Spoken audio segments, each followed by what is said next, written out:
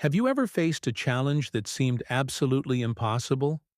A giant in your life that everyone else was too afraid to even look at? Today, we're diving into one of history's most epic showdowns, a story that proves size isn't everything when you have faith on your side. This is the story of David and Goliath. Picture this. The battle lines are drawn in the valley of Elah. On one side, the army of Israel, led by King Saul. On the other, the formidable Philistines. For 40 days, a terrifying routine has paralyzed the Israelites.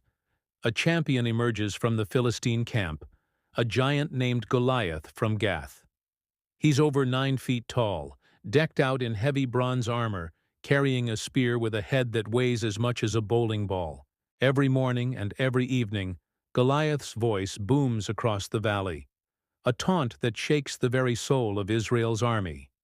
He roars, "Why have you come out to draw up for battle? Am I not a Philistine? And are you not servants of Saul? Choose a man for yourselves, and let him come down to me. If he is able to fight with me and kill me, then we will be your servants. But if I prevail against him and kill him, then you shall be our servants and serve us." He finishes by defying the armies of the living God. And what was the reaction? The Bible says Saul and all Israel were dismayed and greatly afraid. No one dared to step forward. Now, enter our unlikely hero, David.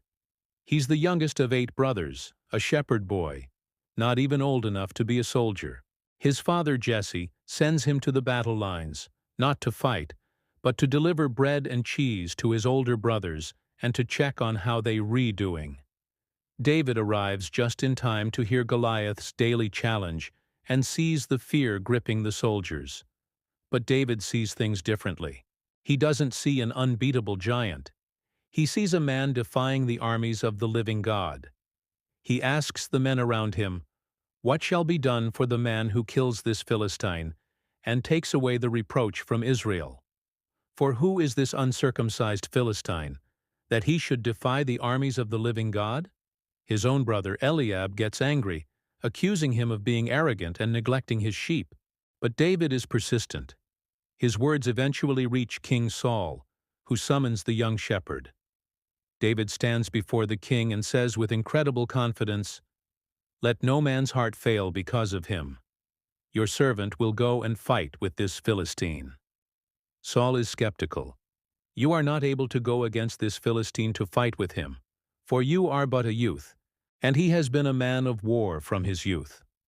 But David has a resume of his own, not from the battlefield, but from the fields where he tended his flock. He tells Saul, "Your servant used to keep sheep for his father, and when there came a lion or a bear and took a lamb from the flock, I went after him and struck him and delivered it out of his mouth." David knows his strength comes from a higher power. He concludes, "The Lord who delivered me from the paw of the lion and from the paw of the bear will deliver me from the hand of this Philistine." Convinced by his faith, Saul agrees. He tries to dress David in his own royal armor, but it's too heavy and unfamiliar. David takes it off. He won't rely on man's protection. Instead, he walks to a nearby brook, chooses 5 smooth stones, and places them in his shepherd's bag. With his sling in one hand and his staff in the other, he walks out to face the giant. Goliath looks at the young boy approaching and scoffs in disbelief. "Am I a dog, that you come to me with sticks?" He curses David by his gods and threatens to feed his flesh to the birds and beasts. But David's response is one of the most powerful declarations of faith ever recorded. He shouts back, "You come to me with a sword, and with a spear, and with a javelin. But I come to you in the name of the Lord of hosts, the God of the armies of Israel, whom you have defied. This day the Lord will deliver you into my hand, and I will strike you down. That all the earth may know that there is a God in Israel, and that all this assembly may know that the Lord saves not with sword and spear. For the battle is the Lord's, and he will give you into our hand." Then it happens. Goliath moves forward, and David runs to meet him. He reaches into his bag, pulls out a stone, places it in his sling, and lets it fly. The stone sinks deep into Goliath's forehead, and the giant falls face down on the ground. The impossible has happened. The shepherd boy has defeated the champion. David runs, takes Goliath's own sword, and finishes the job. When the Philistines see their champion is dead, they panic and flee, with the army of Israel in hot pursuit. David's victory wasn't about his own strength or skill. It was about his unwavering faith in a God who is bigger than any giant.